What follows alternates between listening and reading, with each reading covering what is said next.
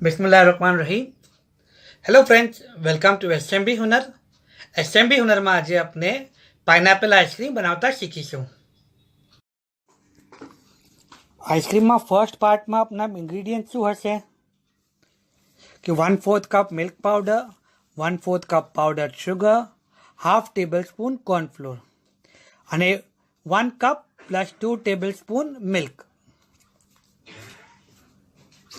આપણે આ measuring cups અને મેઝરિંગ સ્પૂન્સ યુઝ કરવાના। આપનું ફર્સ્ટ સ્ટેપ શું હશે કે આપણે આ ખાલી તપેલી લીધી છે, એમાં આપણે 1 કપ આ 250 ml થાય છે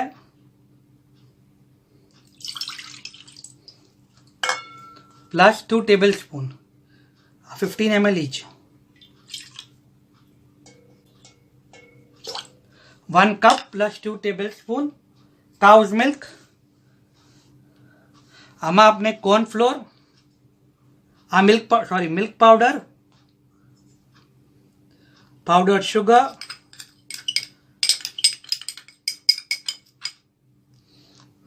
અને कॉर्नफ्लोर एड कर देशू। मिल्क में बराबर मिक्स करशू।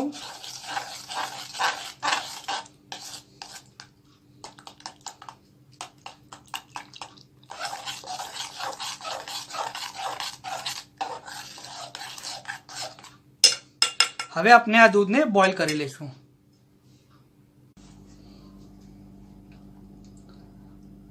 अपने आ दूध मिल्क में मिल्क पाउडर, शुगर અને કોર્નફ્લોર મિક્સ કરી દીધું છે અને આપણે એને બરાબર મિક્સ કરી દીધું છે। ઓકે, આજો હવે નેક્સ્ટ આપણે શું કરશું કે આ મિલ્કને આપણે લો ફ્લેમ પર ગરમ કરશું। આપણે લો ફ્લેમ પર આ મિલ્કને ગરમ કરશું। આપણે આને કન્ટિન્યુ સ્ટર કરવાનું છે। કન્ટિન્યુ સ્ટર કરવાથી શું થશે કે આ મિલ્કમાં જે મિલ્ક પાउडर ને શુગર છે એ નીચે જંબાઈ નહીં જાય। અગર આપણે કન્ટિન્યુ સ્ટર નહીં કરીએ તો આ જે અંદર મિલ્ક પાउडर છે એ નીચે જંબાઈ જશે અને પૂરું દૂધ બળી જશે અને આપણી પૂરી જે તપેલી છે, આ જે વાસણ છે એ પૂરું કાલું પડી જશે। આપણે આને કન્ટિન્યુ સ્ટર કરતા રહેવાનું છે। આ મિલ્કને આપણે થિક કરવાનું છે। જેમ આપણે કસ્ટર્ડ બનાવીએ છીએ તો મિલ્કમાં જે ફ્રીક્વન્સી યુઝ થાય છે, કન્સિસ્ટન્સી યુઝ થાય છે, થિક હોય છે, મિલ્ક થિક હોય છે, તો આપણાને આને કન્ટિન્યુ સ્ટર કરતા રહેવાનું છે। આ પ્રોસેસમાં અપ્રોક્સ 10 મિનિટ્સ લાગે છે। લો ફ્લેમ અને કન્ટિન્યુ સ્ટર અપ્રોક્સ 10 મિનિટ્સ તક મને આમ કરવાનું રહેશે।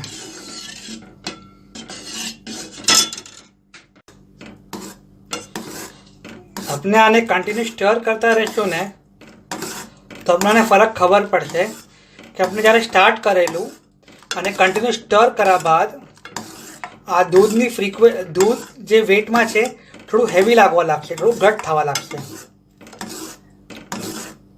अपने आने कंटिन्यू स्टर करता रहेवानुं छे।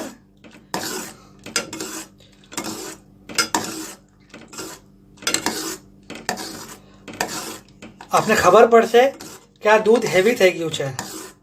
जे मिक्सर है जे आपणे स्टार्ट करेलू मिक्सर ने अने कंटिन्यू स्टर करा बाद आप जोशो तो आपने खबर पड़शे कि आ मिक्सर हेवी थई रह्युं छे।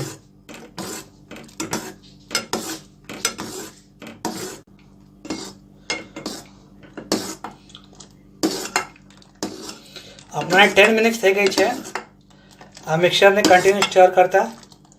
आपनु मिक्सर घट થઈ ગયું છે। ઓકે, હવે આપણે આને ગેસ બંધ કરી લઈશું અને આ મિક્સરને અપ્રોક્સ 30 to 45 મિનિટ્સ તક એમને મૂકી દેશું કે આ મિક્સર રૂમ ટેમ્પરેચર પર આવી જાય, ના ગરમ ના ઠંડુ, એકદમ નોર્મલ રૂમ ટેમ્પરેચર પર આવી જાય। ઓકે,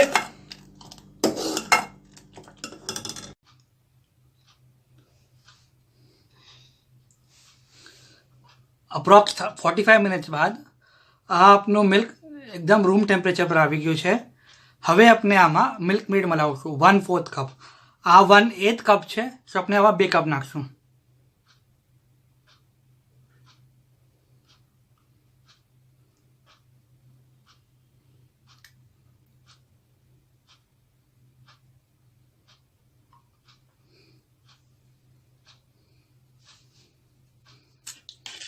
આને બરાબર મિક્સ કરી લઈશું.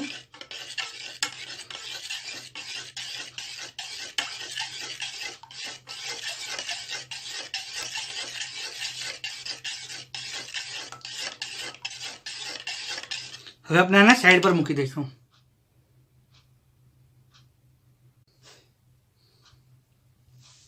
આપનો નેક્સ્ટ સ્ટેપ શું હશે કે આ whipping ક્રીમ છે જે કેકમાં બી યુઝ થાય છે, આપણે 1 કપ પ્લસ 1/4 કપ યુઝ કરી રહ્યા છે. That is approx 310 ml. Okay, હવે આપણે આ whipping ક્રીમને બીટ કરશું, whip કરશું. Okay,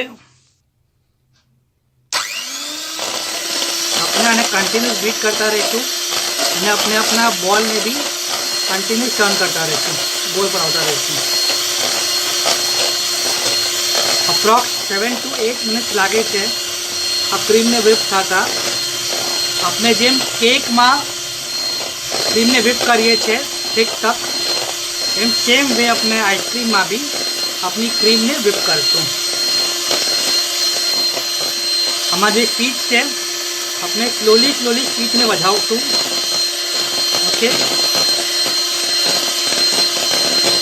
how to whip cream એનો વિડીયો બી મેં નીચે કમેન્ટ બોક્સમાં એની લિંક આપી દઈશ, આપ જોઈ શકશો. આ આપની whipping ક્રીમ રેડી છે. હવે આપણે આ whipping ક્રીમમાં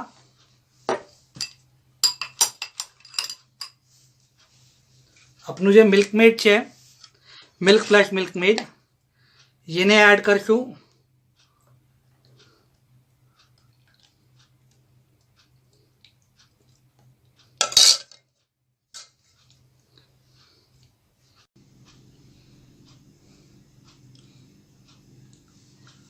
આ આપણે whipping ક્રીમ અને મિલ્ક પ્લસ મિલ્ક મેડનું મિક્સર એક કરી કાઢું છે.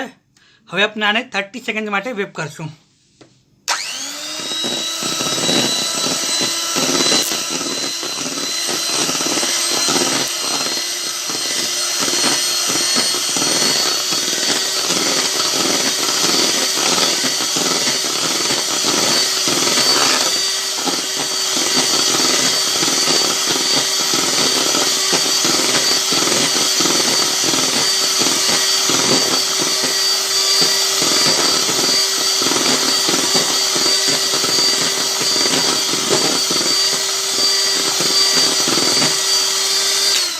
ઓકે,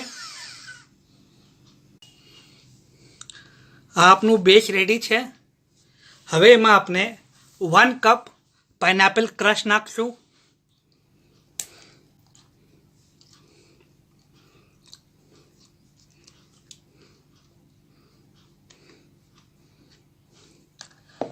પાઇનેપલ ક્રશ નાખશું.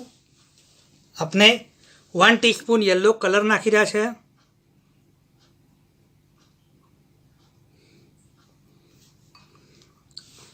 અને 1 ટીસ્પૂન પાઇનેપલ એસેન્સ. હવે આપણે આને બરાબર મિક્સ કરી લઈશું.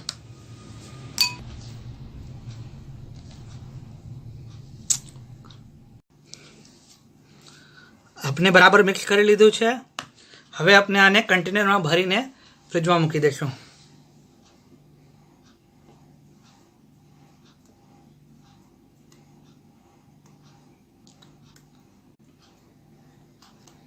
આ આપણા મિક્સરને આપણે ડબ્બામાં ભરી કાઢ્યું છે. હવે એને ડબ્બાને બંધ કરી દઈશું અને 12 અવર્સ માટે ફ્રીઝરમાં મૂકી દઈશું.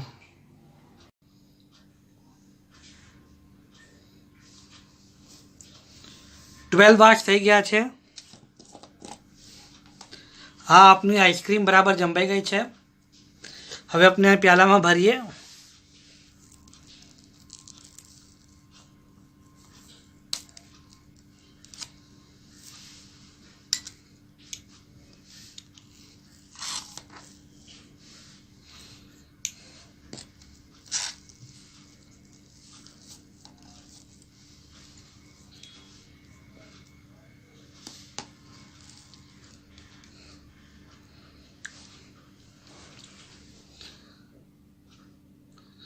આ આપની આઈસ્ક્રીમ જંબાઈ ગઈ છે અને રેડી ટુ ઈટ છે. શુક્રાન.